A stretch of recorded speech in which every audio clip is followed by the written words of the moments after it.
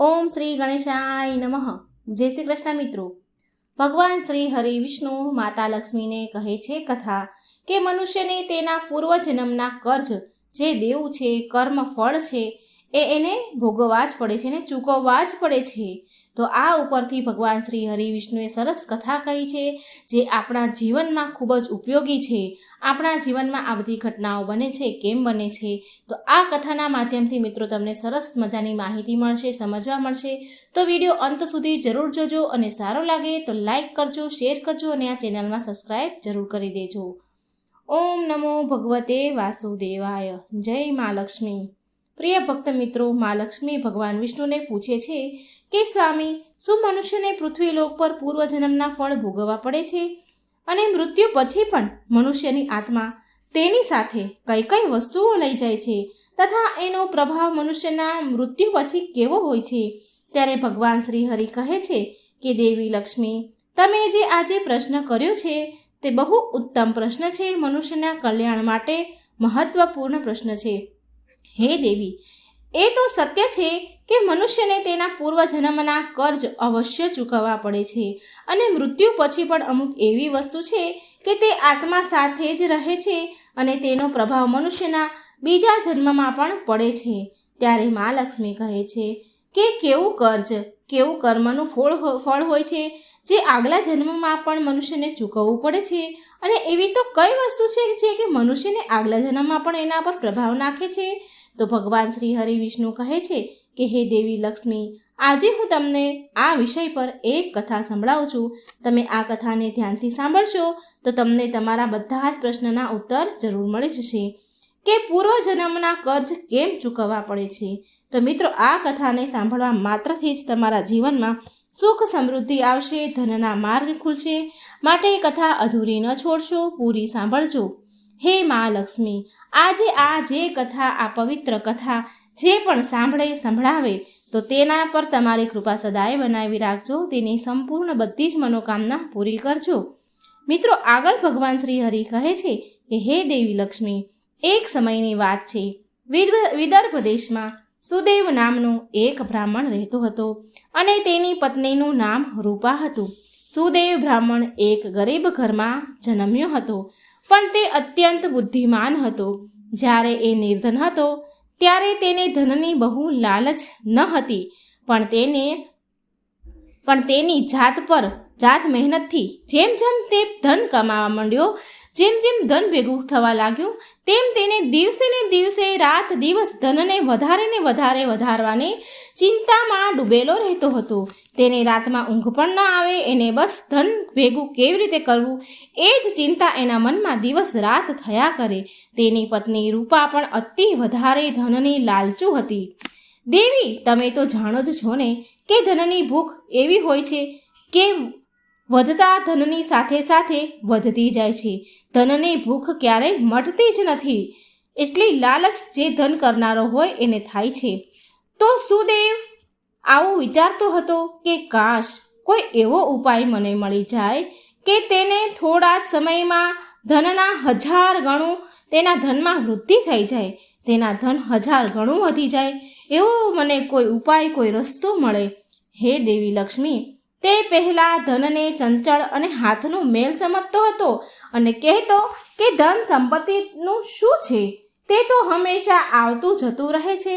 પણ એ ત્યારે મૂર્ખ હતો અને હવે એની આંખો ખુલી ગઈ હતી અને એ ધનનો અતિ વધારે સંગ્રહ કરવા લાગ્યો અને એ ધનથી દાન ધર્મ વગેરે કરવા લાગ્યો તથા એ સાધુ મહાત્માની સેવામાં લાગેલો રહેતો હતો. પહેલા તો એને ભગવાનમાં બહુ શ્રદ્ધા હતી, ભક્તિ હતી, પરંતુ સમયની સાથે સાથે ધનની ભડકતી અગ્નિમાં તેણે તેના અન્ય સદ્ગુણો બધા જ બાળી નાખ્યા. ધનની લાલચે તેની અંતર આત્માને હંમેશા માટે નષ્ટ કરી દીધી. પહેલા જ્યારે સુદેવના દરવાજે કોઈ સાધુ મહાત્મા આવતા તો તેનો ચહેરો ફૂલની જેમ ખીલી ઉઠતો હતો, પરંતુ હવે આદર સત્કારની જગ્યાએ તેના મુખ પર નિરાશા, માયુસી, ઉદાસી રહેતી હતી. મિત્રો, ભગવાન શ્રી હરિ મા લક્ષ્મીને કહે છે કે હે દેવી લક્ષ્મી, એક સમયની વાત છે. જ્યારે સંધ્યા વેળા થઈ ત્યારે સુદેવના દરવાજે એક સાધુ આવ્યા અને બોલ્યા કે બેટા, હું એક યાત્રી છું, વટે માર્ગુ છું. મારે હરિદ્વાર જવાનું છે. આજની રાત વિતાવવા માટે જો એક સાધુને તમારા ઘરે સ્થાન મળી જાય તો હું બહુ મોટી આશા લઈને તમારા દરવાજે આવ્યો છું. તો સારું. એ સાધુનો ચહેરો સંતોષથી ચમકતો હતો. એના ચહેરા પર સંતોષ ભર્યું હતું. આંખોમાં અમૃત હતું, વાણીમાં મધ જેવી મીઠાશ હતી, અને એ કારણથી સુદેવનું હૃદય ભક્તિભાવથી ભરાઈ ગયું. તો સુદેવ તેને પ્રણામ કરીને બોલ્યો કે તમારી સેવા કરવી એ તો મારો પરમ ધર્મ છે.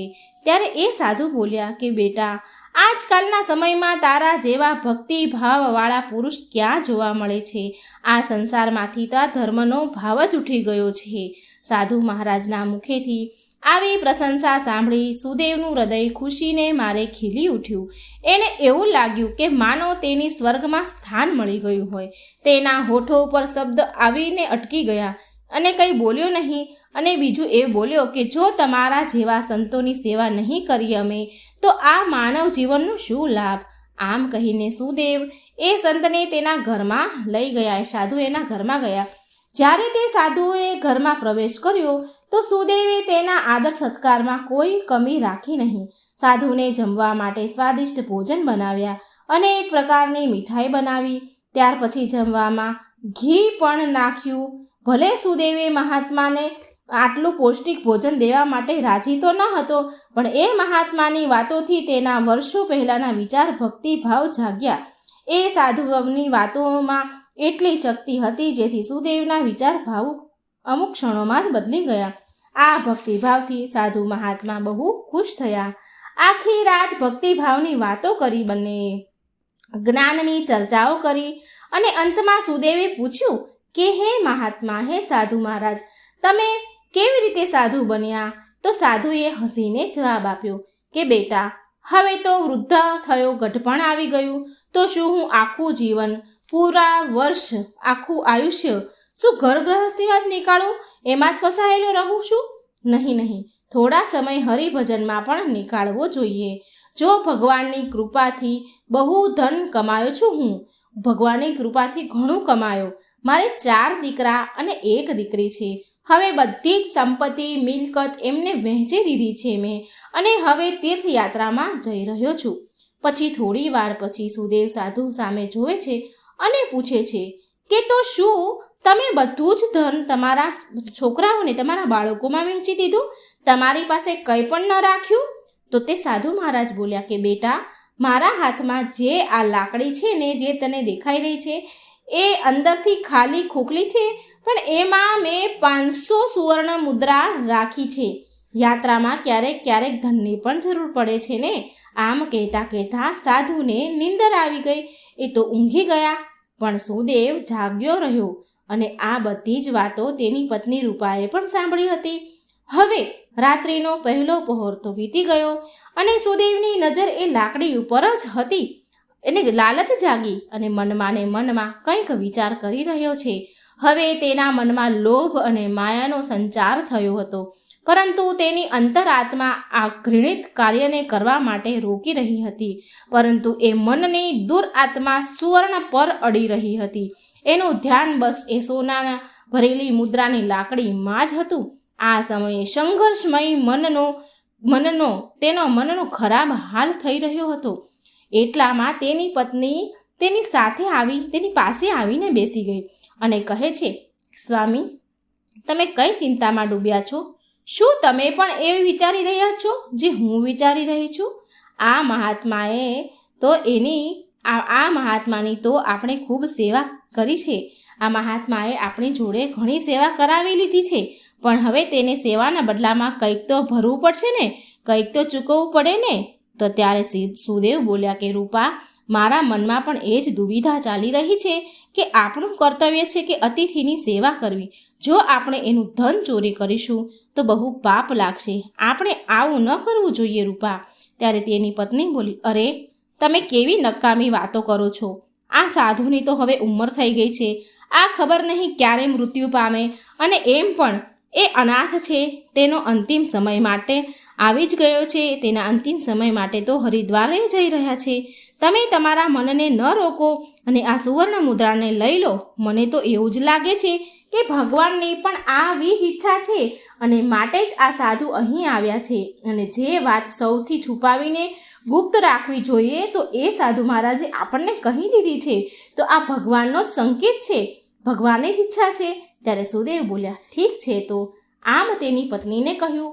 અને મિત્રો, ભગવાન શ્રી હરિ કહે છે કે દેવી લક્ષ્મી અંતમાં તો લોભે તો ધર્મને હરાવી દીધો. સુદેવે લાકડી ઉઠાવી, પણ તેના હાથ પગ ધ્રુજી રહ્યા હતા. તેની અંતર આત્માએ ફરી ફફડવાનું શરૂ કર્યું, પણ લોભે તેને દબાવી દીધો. ત્યારે સુદેવે અને રૂપાએ તે લાકડીમાંથી સુવર્ણ મોહરાઓને નીકાળી લીધી અને તેની જગ્યાએ સામાન્ય લોખંડના સિક્કા ભરી દીધા. બીજા દિવસે મહાત્મા સાધુ સુદેવ અને તેની પત્નીને નમ્રતાપૂર્વક આજ્ઞા લઈને સ્નાન આદિથી પરવારીને તેની આગળની યાત્રા માટે તૈયાર થઈ ગયા. પણ હજી પણ સુદેવનું હૃદય તો કાપી રહ્યું હતું. તેને એ ડર હતો કે ક્યાંક સાધુને શક ન થઈ જાય. આમ વિચારી તેનો ચહેરો પીળો પડી રહ્યો હતો. પણ તે સાધુને તો આ વાતની કંઈ ખબર જ ન હતી. તેનો હસતા તે તો બિચારા વાતું કરી રહ્યા હતા.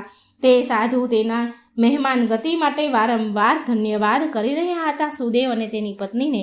પરંતુ જતા સમયે સુદેવ બોલ્યા, હે મહાત્મા સાધુ, મારે કોઈ સંતાન નથી. કૃપા કરી ભગવાન શ્રી કૃષ્ણ પાસેથી તમે પ્રાર્થના કરજો. ભગવાન શ્રી કૃષ્ણને કહેજો કે અમને એમના જેવી સંતાન આપે. અમને તમારા જેવી સંતાન આપો. અમે તો પાપી છીએ. અમારી પ્રાર્થનાનો કોઈ અસર થતો નથી. ભગવાન અમારી પ્રાર્થના સાંભળતા નથી. પરંતુ તમે તો સંત મહાત્મા છો, તમારી પ્રાર્થના ભગવાન જરૂર સાંભળશે. ત્યારે મંદ હસી સાથે મહાત્મા બોલ્યા કે ભગવાન સાંભળે કે નહીં એ તો ભગવાન જ જાણે. પણ હું તમને આશીર્વાદ આપું છું કે ભગવાન શ્રી કૃષ્ણ તમને સંતાન આપે. અને આટલું કહી તે સાધુ મહારાજ ત્યાંથી ચાલવા લાગ્યા. મિત્રો, ભગવાન શ્રી હરિ કહે છે કે દેવી લક્ષ્મી હવે જાણે સુદેવના માથા પરથી એક મોટો બોજ ઉતરી ગયો, તેના હૃદય પરથી પથ્થર ઉતરી ગયો હોય તેવું એને લાગ્યું. પરંતુ પતિ પત્નીએ ચોરીના ફળથી બચી શકે તેમ હતા નહીં. આ વાત સુદેવનું મન અને મસ્તિષ્ક અનુભવ કરી રહ્યું હતું. પરંતુ આ ચોરીના પ્રગટ થવા નહીંથી એ ડરતા હતા, કેમ કે ચોરી પ્રગટ થવી એ તો હકીકત છે, પરંતુ એનું ફળ ભવિષ્યના કોઈ પડદામાં છુપાઈને સાચા સમયની વાટ જોતું હોય છે. હે દેવી લક્ષ્મી, મનુષ્ય વર્તમાન સમયમાં ભવિષ્યની ચિંતા નથી કરતો. અને બીજી બાજુ એ મહાત્મા હરિદ્વાર પહોંચ્યા તો એનું હૃદય અત્યંત પ્રસન્ન થયું. અહીં સાધુ સંતોને જોઈને એવા ખુશ થયા કે માનો કે તેને બધા જ દેવી દેવતાના સાક્ષાત દર્શન થઈ ગયા. તેમનું મન ભગવાનની ભક્તિમાં લીન થઈ ગયું. પછી બીજા દિવસે તેણે મંદિરમાં રસોઈયાને બોલાવ્યા. એ સાધુએ રસોઈયાને બોલાયા અને કહ્યું કે હું અહીં આવનારા બધા જ યાત્રીઓ માટે અન્નદાન કરવા માંગુ છું અને હવે માત્ર આ એક જ મારી ઈચ્છા રહી છે. કૃપા કરી મને એ કહો કે બધા લોકોનું ભોજન કરવાની, રહેવાની વ્યવસ્થા અને વસ્ત્રદાન માટે કેટલો ખર્ચ થઈ શકે. ત્યારે એ વ્યક્તિએ હિસાબ કરીને કહ્યું કે મહારાજ, અન્નદાન, નિવાસ અને વસ્ત્રદાન અને બીજા બધા અન્ય કાર્ય માટે કુલ 400 સુવર્ણ મુદ્રાનો ખર્ચ લાગી શકે છે તથા 10-20 વધારે ઓછું કે વધતું થાય. શું તમારી પાસે આટલું પૂરતું ધન છે ખરી? ઠીક છે, તે સાધુ મહારાજ બોલ્યા. ઠીક છે, હું આનો પ્રબંધ કરું છું. બસ તમે હવે કાલ માટે આ બધું આયોજનનો પ્રબંધ કરો. વસ્ત્રદાન, ભોજન, રહેવાનું આ યાત્રીઓ માટે પ્રબંધ કરો. હું તમને ધન આપી દઈશ. આમ કહીને તે ગંગા સ્નાન માટે ચાલ્યા ગયા. પછી બીજા દિવસે તેમના કહ્યા અનુસાર એ રસોઈયાએ પૂરું આયોજન કર્યું. હરિદ્વારના પરિસરમાં બહુ ધૂમધામ અને ખુશીઓ સાથે અન્નદાન, વસ્ત્રદાન, ભજન વગેરે કાર્યો સંપન્ન કર્યા. ત્યાં હાજર બધા લોકો રાજી થઈ ગયા અને કહેવા લાગ્યા કે મહાત્મા પોતે તો ગરીબ છે, પણ દિલના કેટલા ઉદાર છે, અને જેની પાસે ધનની કોઈ કમી નથી હોતી એ તો વ્યર્થ દેખાવા કરે છે, લગ્ન પ્રસંગોમાં ઉડાડે છે, પરંતુ ધર્મના નામે એક ફૂટી કોડી પણ ખર્ચ નથી કરતા. આ એક નેક દિલ દયાવાન સાધુ છે, જેણે તેનો ધર્મ સમજ્યો અને ધર્મ સાથે ધનનો લોભ ન કર્યો. ત્યારે એમના વખાણ પ્રશંસા સાંભળીને મહાત્મા સાધુ બહુ ખુશ થયા. તેનું હૃદય આનંદથી ભરાઈ ગયું. પરંતુ હે લક્ષ્મી દેવી, બીજી બાજુ એમનું ભાગ્ય રડી રહ્યું હતું. જ્યારે સંધ્યા વેળા થઈ તો મહાત્મા તેના રૂમમાં ગયા અને રૂમનો દરવાજો બંધ કર્યો અને લાકડીને ખોલીને સુવર્ણ મુદ્રા નીકાળવા જઈ રહ્યા હતા. તો એણે લાકડી ખોલીને જોયું તો લાકડીની અંદરથી લોખંડના સિક્કા નીકળ્યા અને એનું હૃદય તો કાંપી ઉઠ્યું. તેને એવું લાગ્યું કે જાણે તેણે એક ભયાનક સ્વપ્ન જોયું હોય. એમ વિચારે કે આ સ્વપ્ન જલ્દી પૂરું થાય તો સારું. આંખે જોયેલા પર તેને વિશ્વાસ ન થયો. એણે વારંવાર એની આંખો ચોળીને જોયું, પણ એ તો લોખંડના સિક્કા જ હતા અને તે મહાત્માને થોડી જ વારમાં પૈસા આપવાના હતા. હવે તો તે ગભરાવા લાગ્યા, પરસેવો છૂટી ગયો, ધ્રુજવા લાગ્યા. એણે વિચાર્યું કે હવે શું થશે. અપમાન થવાની ઘટના એને નજર સામે દેખાવા લાગી અને ભગવાનને પ્રાર્થના કરવા લાગ્યા કે હે પ્રભુ, તમે મને ક્ષમા કરો. અને મહાત્મા ધ્રુજતા ઊભા થયા અને તેને અપમાન થવાનો વિચાર અપમાન થવા કરતાં પણ વધારે ભયંકર લાગવા લાગ્યો. હવે એમાં અપમાન સહન કરવાની શક્તિ ન હતી. એટલે એણે થોડી વાર સુધી વિચાર કર્યો. તેમણે અચાનકથી દરવાજો બંધ કરી દીધો અને સાથે તેની આશાના દ્વાર પણ બંધ થઈ ગયા. એ ખૂબ દુઃખી થયા. હવે શું કરું? ગભરાવા લાગ્યા.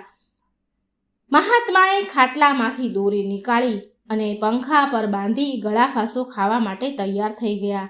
ત્યારે મહાત્માની અંતરાત્માથી અવાજ આવ્યો, એક ઉપદેશ આવ્યો કે અરે, આ તું શું કરી રહ્યો છે? આત્મહત્યા સૌથી વધારે નિંદનીય કર્મ છે. આવું ન કરવું જોઈએ. પણ નિરાશાએ બધી જ બાજુથી હરાવી દીધા હતા. 500 સુવર્ણ મુદ્રા આપવી એટલે કોઈ રમત વાત હતી નહીં. 500 સુવર્ણ મુદ્રા ઘડીક વારમાં જ એ રસોઈયો લેવા આવવાનો હતો. પણ હવે એ શું કરે? આમ નિરાશ થઈ ગયા. બધી જ બાજુથી એના આશાના દરવાજા બંધ થઈ ગયા. તે મહાત્માનો ચહેરો મરેલા માણસની જેમ સફેદ પડવા લાગ્યો. ત્યારે તેણે ખાટલા પર ચડીને તેના ગળામાં ફાંસીનો ફંદો નાખ્યો અને પગથી ખાટલાને ધક્કો મારી અને મહાત્મા ફાંસી પર લટકી ગયા. ગળા ફાંસો ખાઈ લીધો. તેનું મૃત્યુ થઈ ગયું. જ્યાં સવારે સુખપૂર્વક શાંતિ છવાઈ હતી હરિદ્વારના પરિસરમાં, પણ કોને ખબર હતી કે રાત આટલી દુઃખદ હશે. થોડી વાર પછી આ ઘટનાની ચારેય બાજુ અફડાતફડી મચી ગઈ. આ બધું જોઈને એ રસોયાએ મહાત્માના અંતિમ સંસ્કાર કર્યા. પણ રસોયાને આ બધું ખર્ચ પોતાને જ ઉઠાવવું પડ્યું. 500 સુવર્ણ મુદ્રાનું જે લાગ્યું હતું ખર્ચ, એ બધું રસોયાએ ઉઠાવ્યું. મહાત્માના અંતિમ સંસ્કાર કર્યા અને પછી ફરી ભગવાનનું નામ લઈને તેના કામમાં લાગી ગયો.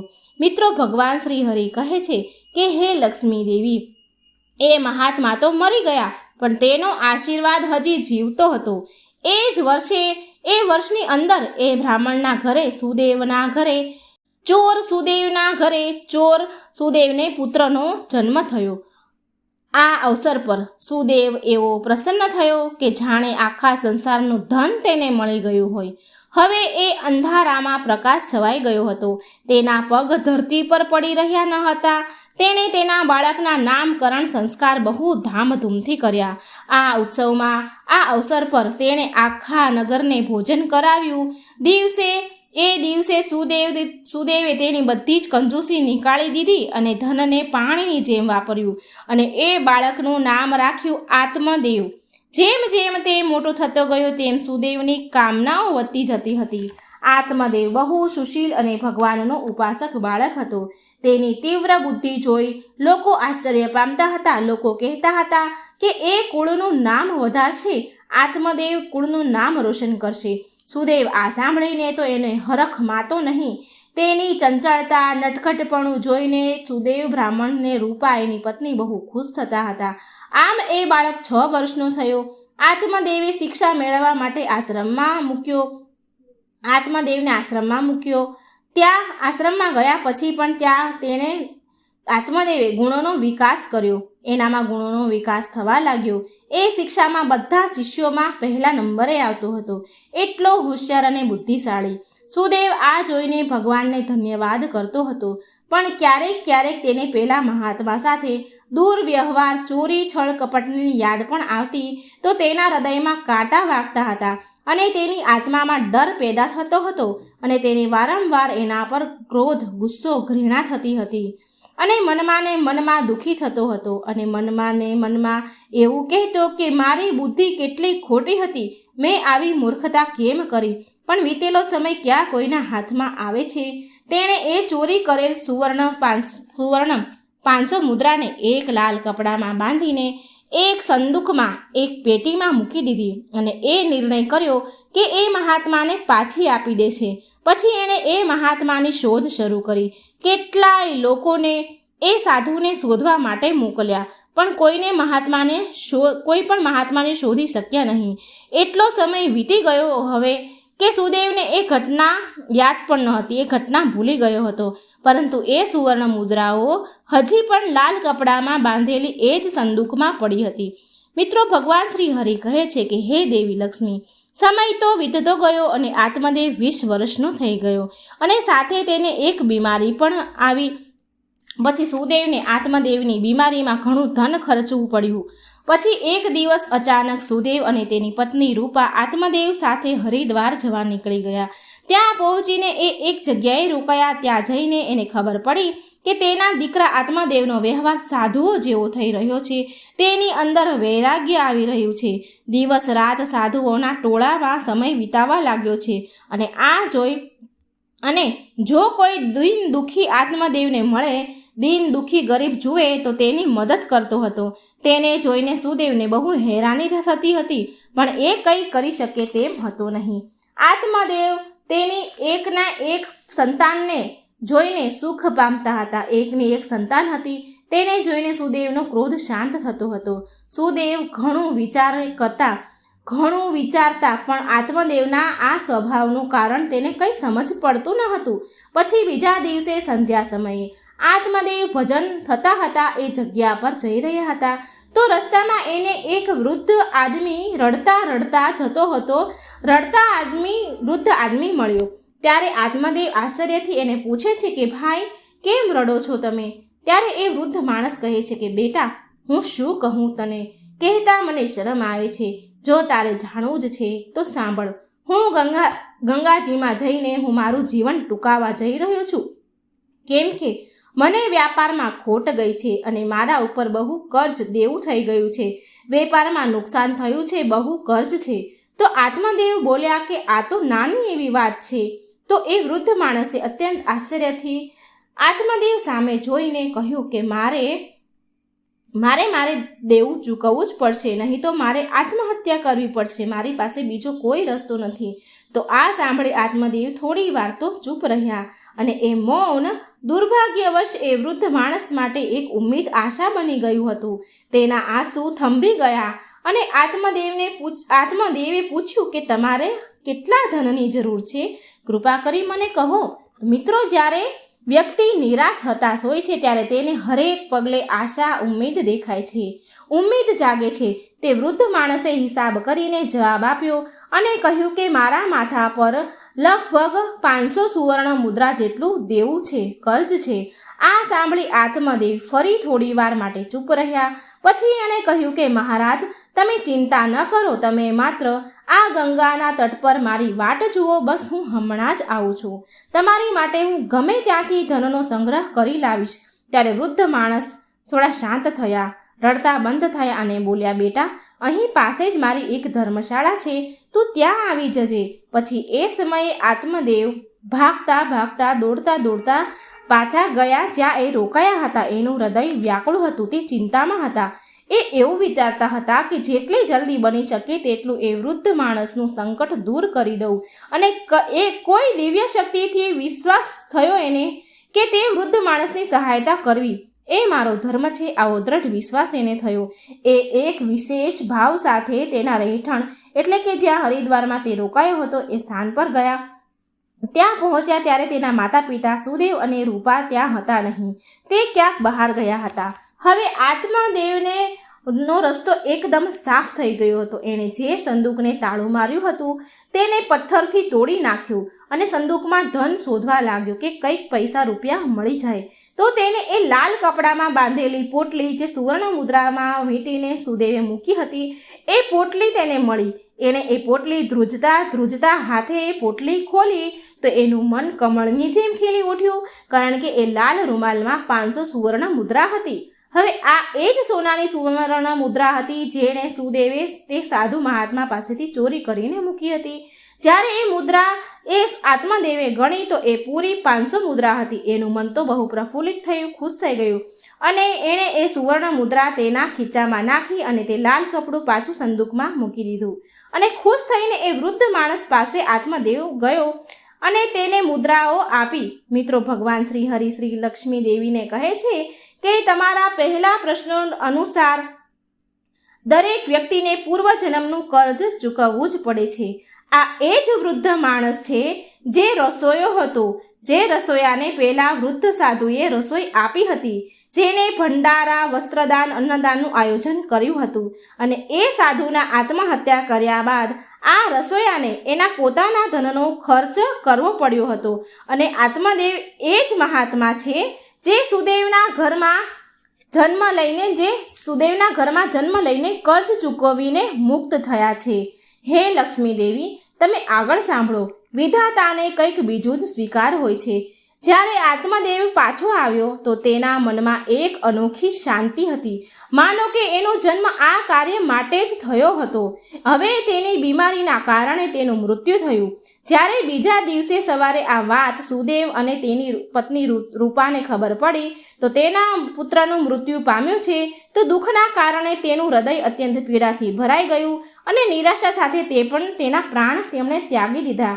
જ્યારે એ ત્રણેયનું મૃત્યુ થયું તો એ જ રસોયાએ તેના અંતિમ સંસ્કાર કર્યા. હે દેવી લક્ષ્મી, જ્યારે એ ત્રણેયની આત્માને યમરાજાના દરબારમાં લાવવામાં આવી તો ત્યારે યમરાજાએ આત્મદેવને સ્વર્ગમાં મોકલી દીધા અને બીજી બાજુ બ્રાહ્મણ સુદેવ અને તેની પત્ની રૂપાને ઘોર નરકમાં નાખ્યા.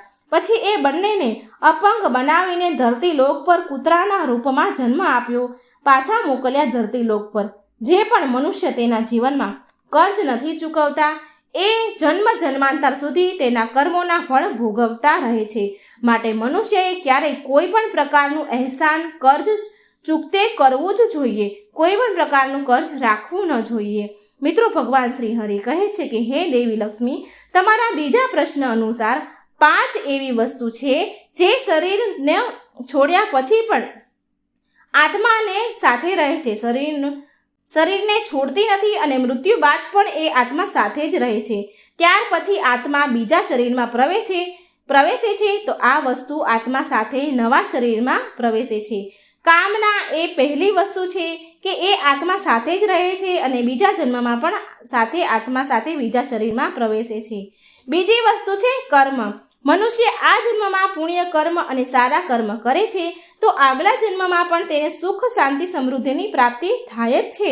અને બીજી તરફ જો મનુષ્ય કુકર્મ કરે છે તો આગળના જન્મમાં એ મનુષ્યને નરક રૂપી જીવન જીવવું પડે છે. જે કારણથી એવું કહેવાય છે કે કર્મની ગતિ એવી હોય છે કે જે 7 જન્મ સુધી પીછો નથી છોડતી. ત્રીજી વસ્તુ છે વાસના. વાસના પણ કામનો જ એક પ્રકાર છે. વાસના એક એવી વસ્તુ છે જેનો કોઈ અંત નથી. મૃત્યુના ઉંમરે આવેલા લોકો પણ મૃત્યુ જે પામવાના હોય એ સમય પર આવેલા લોકો પણ વાસનાથી મુક્ત નથી થતા. આ સાંસારિક સુખની ઈચ્છા વાસના કહેવાય છે. મન, શાંતિ અને જ્ઞાન જ એક એવી વસ્તુ છે જે વાસનાથી મુક્તિ અપાવી શકે છે. ચોથી વસ્તુ છે સ્મૃતિ કે જ્ઞાન. બુદ્ધિમાન મનુષ્ય હંમેશા બુદ્ધિમાન અને વિવેકશીલ રહે છે, જે કારણથી એને જલ્દી મુક્તિ મળે છે. અને 5મી વસ્તુ છે દેવું, કર્જ. આ એવી વસ્તુ છે કે જે મનુષ્યના મરવા પછી પણ તેનો પીછો નથી છોડતી. જો કોઈ પાસેથી કર્જ લીધું છે તો એને મરવા પહેલાં જરૂર ચૂકવવું જોઈએ. લીધેલું કર્જ અને દીધેલું કર્જ જન્મ જન્માંતર સુધી એ મનુષ્ય સાથે જ રહે છે. જો કોઈ મનુષ્ય કર્જ લઈને મરે છે તો તે એનું કર્જ પર લોકમાં પાછું માંગવામાં આવે છે. સાથે તેના કર્જ પ્રમાણે સજા પણ મળે છે. આટલું જ નહીં પણ પુનર્જન્મમાં એ કર્જના ભરણ માટે એ મનુષ્યના શરીરના કોઈ પણ હિસ્સાને અપંગ બનાવવામાં આવે છે. આગળના જન્મમાં એ જરૂર મળે છે. આગળનો જે મળવાનો હોય જન્મ તેમાં પણ એ વ્યક્તિ સુખ સુવિધાથી દૂર રહે છે અને હંમેશા એના જીવનમાં અસફળ જ રહે છે. તો મિત્રો, આ હતી કે મનુષ્યને જે પણ કર્જ છે, કર્મના છે, કુકર્મના છે કે પૈસાના છે, કોઈ પણ કર્જ છે એ ચૂકવવા જ પડે છે. તો મિત્રો, જો તમને વાર્તા સારી લાગે, વિડીયો સારો લાગે તો લાઈક કરજો, શેર કરજો અને આ ચેનલને સબસ્ક્રાઈબ કરવાનું ભૂલશો નહીં. ઓમ નમો ભગવતે વાસુદેવાય. જય શ્રી કૃષ્ણ. રાધે.